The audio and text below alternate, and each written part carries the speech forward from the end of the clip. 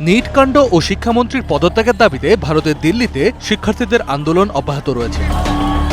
Cockroach জনতা party বা সিজেপির ব্যানারে দিল্লির যন্তর মন্তরে পুনরায় অবস্থান নিয়েছেন আন্দোলনকারীরা। এনডিটিভির বরাতে জানা যায়, সোমবার পার্লামেন্ট অভিমুখে পদযাত্রাকে কেন্দ্র করে পুলিশ ও বিক্ষোভকারীদের মধ্যে দফায় দফায় সংঘর্ষ হয়। এতে শতাধিক পুলিশ সদস্য এবং ৬০ জনেরও বেশি শিক্ষার্থী আহত হন।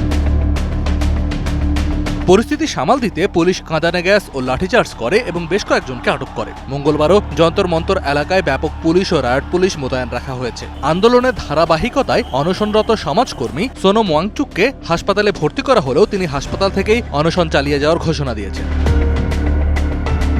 ওদিকে ভারতে নিট পরীক্ষার প্রশ্নপত্র ফাঁসের ঘটনায় কঠোর শাস্তির হুঁশিয়ারি দিয়েছেন প্রধানমন্ত্রী নরেন্দ্র মোদী। এ ধরনের জালিয়াতি বন্ধকে তিনি জাতীয় দায়িত্ব বলে উল্লেখ করেছেন। একই সাথে রাজনৈতিক মতপার্থক্য ভুলে দেশের তরুণদের স্বার্থে বিরোধীদের সংসদে গঠনমূলক ভূমিকা রাখার আহ্বান জানান তিনি। এনডিএ সংসদীয় দলের মঙ্গল মিলন বৈঠক শেষে সংসদীয় বিষয়ক মন্ত্রী কিরেন রিজিজু জানান, ভবিষ্যতে প্রশ্ন ফাঁস রোধে এক নির্ভুল ও ত্রুটিমুক্ত পরীক্ষা পদ্ধতি গড়ে তোলার আহ্বান জানিয়েছেন প্রধানমন্ত্রী। এই উত্তপ্ত পরিস্থিতির মধ্যেই আন্দোলনকারীদের সঙ্গে আলোচনায় বসেছে সরকার। কেন্দ্রীয় স্বাস্থ্যমন্ত্রী জেপি নাড্ডার বাসভবনে সিজেপি প্রতিনিধিদের সঙ্গে একটি বৈঠক অনুষ্ঠিত হয়। সংসদের বর্ষাকালীন অধিবেশনের শুরুতেই নিট কাণ্ড নিয়ে বিরোধীদের হট্টগোলে উত্তপ্ত হয়ে ওঠে দুই কক্ষই।